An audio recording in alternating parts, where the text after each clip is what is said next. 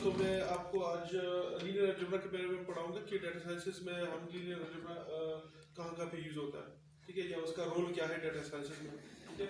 तो सबसे पहले लीनियर अलजेब्रा जो है वो डाटा साइंस की फाउंडेशन है, ठीक है। डाटा साइंस की जितनी भी एल्गोरिथम्स हैं, ठीक है, उसमें मैक्सिमम हम लीनियर अलजेब्रा को ही लीनियर अलजेब्रा के थ्रू ही ये एल्गोरिथम्स डेवलप हो रहे हैं, ठीक है। उसमें जितनी भी कंप्यूटेशनल कम्प्लेक्सिटी है उसको हम टैकल करने के लिए क्या करते हैं, लीनियर अलजेब्रा के मुख्तलिफ टेक्निक्स यूज़ करते हैं, ठीक है।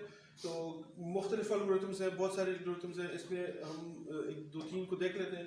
एक है वेक्टराइजिंग कोड, एक है इमेज रिकग्निशन और एक है डायमेंशनलिटी रिडक्शन, ठीक है।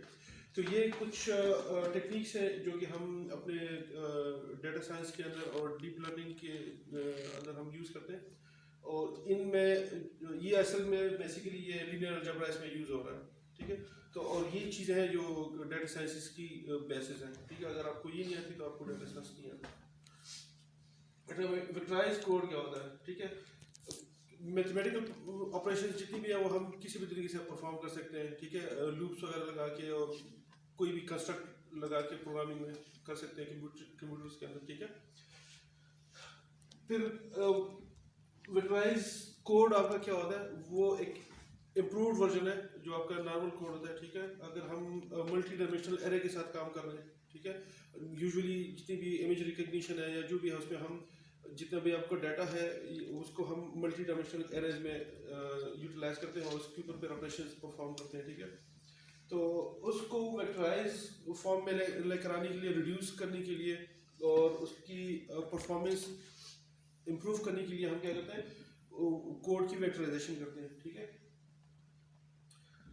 Vectorization is a process of applying a linear transformation which converts the vector into column vector, ठीक है।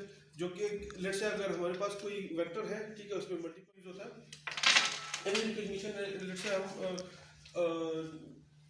कोई इमेज डाटा कंप्यूटर को फीड कर देते हैं किसी एल्गोरिथम को, ठीक है। और हमने उसको डिज़ाइन किया हुआ है कि वो उस इमेज को कैटेगराइज कर ले, ठीक है, लेबल कर ले, लेट्स से, ठीक है, कैटेगोरिकल उसमें उसको कन्वर्ट कर ले, उसका या उसमें हम कहते हैं इमेज रिकॉग्नाइज कर ले। Just like one hot encoding. One hot encoding different चीज़ है, वो लेबलिंग है, वो भी एक चीज़ है। लेकिन यहाँ पे हम कंप्यूटर विजन की बात कर रहे हैं, मतलब ये कि हम कंप्यूटर को जो फीचर्स होती है ना उसको हम कम ज्यादा करना चाहते हैं, मतलब वो भी हमारे पास technique है। कंप्यूटर को आप किसी डॉग की तस्वीर दिखा दें, ठीक है, या फीड कर दें या कैट की कर दें, तो वो उसको रिकॉग्नाइज कर ले कि हाँ ये कैट की फोटो है और ये जो है ये डॉग की, ठीक है। तो हम कंप्यूटर में एल्गोरिथम्स को पिक्चर डाटा पिक्टोरियल फॉर्म में नहीं दे सकते, सही है। हमने उन सारी जितनी भी इमेजेस हैं उनको डिजिटाइज करना होगा, ठीक है।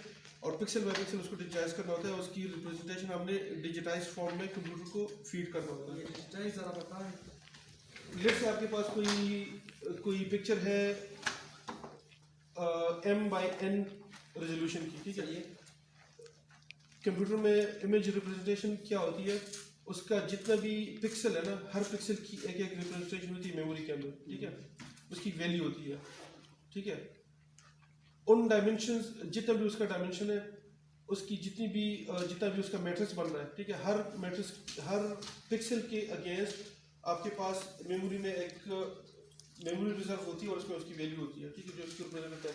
इसमें फिर मल्टीपल आ जाते हैं। अगर आपके पास ग्रे स्केल का पिक्चर है तो उस पिक्सल का 2 वैल्यू रिकॉर्ड करेगा, या 1 होगा या 0 होगा, ठीक है, सही है।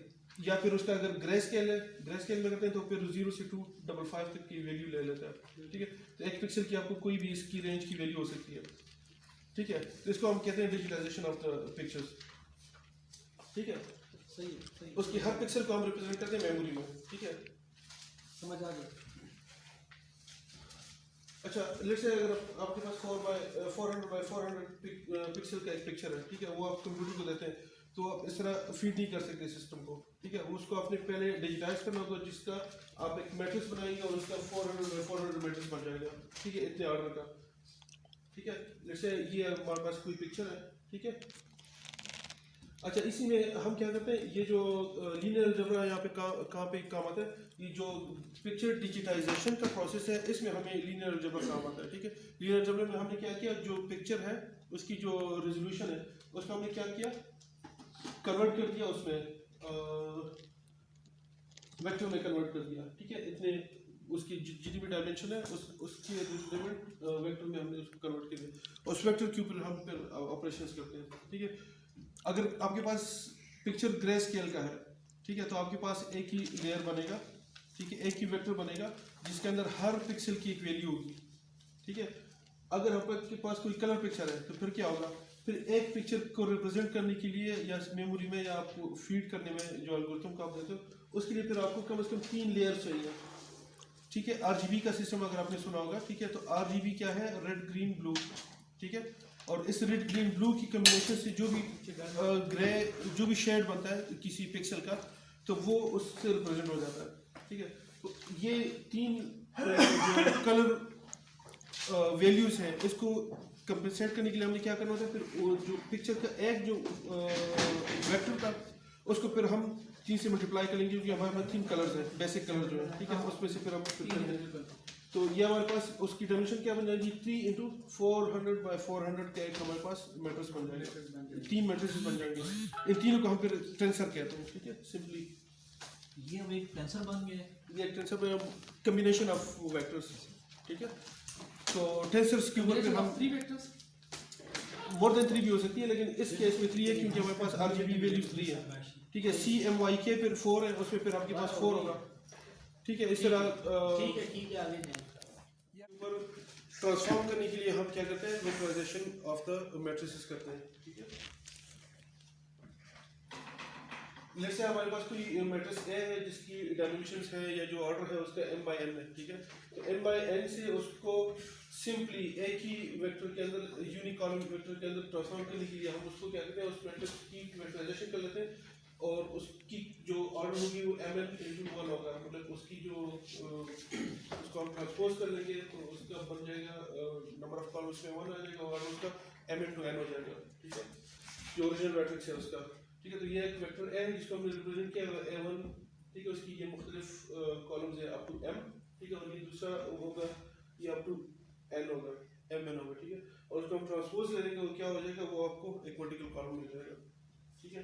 इसका वेक्टराइजेशन ये उसने वो डेफिनेशन लिखी हुई है, ठीक है, कि हम ये चीज़ कैसे परफॉर्म करते हैं, ठीक है। तो उसको लेट्स से अगर हमारे पास कोई 2x2 का मैट्रिक्स है ABCD, ठीक है, उसको हम वेक्टराइज करना चाह रहे हैं तो उसको हम वेक्टराइज के थ्रू क्या करते हैं, कॉलम वेक्टर में उसको रीशेप कर लेते हैं और इसमें फिर कंप्यूटेशन आसान हो जाती है। अगर आप डॉट प्रोडक्ट निकालते हैं या कुछ तो वो थोड़ी सी आसान हो जाती है और जो एरे रिप्रेजेंटेशन है इसकी वो ईजी हो जाती है, ठीक है। अच्छा, लीनियर अलजेब्रा के थ्रू हम क्या करते हैं, ये जो वेक्टराइजेशन हम करते हैं ये एक अगर हमारे पास ये 2x2 के बजाय 3x3 का मैट्रिक्स हो ना तो उसके अगर वेक्टराइजेशन हम करना चाहे तो वो तब भी हम इसी तरह उसका वो कर लेंगे, ट्रांसपोज ले लेंगे। सेम यही प्रोसीजर है, उसमें आपके पास m × n है ना, तो हाँ। वो अगर 3x2 है तो 3 × 2 क्या हो जाएगा, 6/1 कॉलम हो जाएगा। वो तो सही है लेकिन वो बहुत ज्यादा कॉलम बड़ा कॉलम नहीं होगा इसमें से, तो हो ना, वो एक एरे को रिप्रेजेंट कर लेगा ना। तो डेटा अगर ज्यादा है तो हम 3x3 का बेसिक जितना भी करेंगे, ज्यादा डेटा हो, हमारे पास ज्यादा हो तो कॉलम बहुत बड़ी नहीं होगी। इसी के लिए है, इधर देखें, अगर हम कंप्यूट करना चाह रहे हैं साइमल्टेनियसली क्या बहुत लार्ज डेटा को, सही है, तो उसके लिए हम क्या करते हैं, उसको हम एरे में रिप्रेजेंट करते हैं, स्पेशली अगर मल्टी डायमेंशनल एरे हो हमारे पास, ठीक है। उसको कंप्यूट करने के लिए हम क्या करते हैं, जो प्रोग्रामिंग में हम numpy का पैकेज यूज करते हैं, ठीक है। numpy क्या करता है, वो ये वेक्टराइजेशन मेथड यूज करता है, ठीक है, और वो इस वेक्टराइजेशन मेथड से क्या अचीव करता है, परफॉर्मेंस अचीव करता है, ठीक है, और कॉस्ट इफेक्टिव आपको कंप्यूटेशन देता है, क्योंकि अगर आप इसको रिड्यूस कर लेते हैं तो मेमोरी भी ऑप्टिमाइज हो जाती है, सीक्वेंस में आ जाता है, ठीक है, रैंडमली नहीं होता। तो अगर आपके पास मैट्रिक्स ए किसी भी साइज का हो, किसी भी ऑर्डर का हो, ठीक है, 5x5 हो, उसको वेक्टराइजेशन के थ्रू प्रोसेस करके आप उसको उसका जो भी ऑर्डर है, ठीक है, mn, तो उसका ऑर्डर बन जाएगा m × n/1 ऑर्डर हो जाएगा, तो एक ही कॉलम में आ जाएगा। I have a question. Why we are taking transpose? Transpose इसलिए यूज करते हैं, ये असल में वेक्टराइजेशन प्रोसेस है ना, ठीक है, इसलिए यूज करते हैं कि अगर आपके पास ये मल्टी डायमेंशनल एरे है या वेक्टर है, ठीक है, इसको इजी बनाने के लिए, कंप्यूटेशन आसान बनाने के लिए और मेमोरी रिप्रेजेंटेशन आसान बनाने के लिए, परफॉर्मेंस अचीव करने के लिए आपको इसको यूनिक कॉलम बना लेंगे तो वो आपका वहाँ पे प्रोग्रामिंग में इजीली यूज हो जाएगा, ठीक है। तो अगर आप उसको वेक्टराइजेशन की इसके अलावा हम डॉट प्रोडक्ट के लिए भी इसको इस्तेमाल डॉट कर प्रोडक्ट सकते भी हैं, आप या उसका क्रॉस use हो प्रोडक्ट जाएगा। हम करना चाहे तो इसके तो लिए जो ट्रांसपोज में जो मैंने उसके लिए वर्ड यूज किया ना कंप्यूटेशन, तो उसमें ये सारी आ जाती है, डॉट प्रोडक्ट है, समेशन है, डिवीजन है, जो भी है उसको, जो भी आप डेटा की प्रिपरेशन करते क्योंकि हम रोज से कालम तक हम Converting ट्राई vector. करते हैं ना, इसलिए You are converting matrix into vector. हैं। हाँ, ये भी असल में वेक्टर ही है, ये भी दोनों मैट्रिसेस हैं, वेक्टर को रिप्रेजेंट कर रहे हैं, लेकिन ये उसकी एक रिप्रेजेंटेशन है, ये उसकी दूसरी रिप्रेजेंटेशन है, ठीक है। तो इस रिप्रेजेंटेशन में अभी कैलकुलेशन आसान हो जाती है और थोड़ा सा कॉस्ट इफेक्टिव पड़ जाता है इन टर्म्स ऑफ प्रोसेसिंग और टाइम। क्वेश्चन ये था कि ये जो आप पिक्चर दिखा रही है वाली, ये वाली ये हमें कैसे पता चलेगा कि ये CMYK है या ये RGB है? अच्छा, जो आपका सिस्टम है ना, ये पहले से प्री डिफाइंड है कि आप कौन से कलर सिस्टम में काम कर रहे हैं, ठीक है। आपके सिस्टम में CMYK का सिस्टम भी होगा, RGB का भी होगा, ठीक है। ये अब एल्गोरिथम को बताओ कि मैंने RGB कलर स्पेस में काम करना है, ठीक है। ये आप सिस्टम को बताएगी कि मैंने CMYK कलर स्पेस में काम करना है, ठीक है। अगर आपने ग्राफिकल सॉफ्टवेयर में काम किया, कोरोग्राफ, फोटोशॉप, उसमें आप डिफाइन करते हो, अपना स्पेस डिफाइन करते हो कि मैंने RGB में काम करना है, और आपने सिलेक्ट करवा दें कि मैंने जो फोटो है ये मैं RGB में काम कर रहा हूँ, ठीक है, बना रहा हूँ। इसलिए आपको ये वेक्टर बैकएंड पे जो मेमोरी है उसमें ये मेंटेन हो रहा होता है। ठीक, थैंक यू सर। वेलकम, ठीक है। तो अगर कोई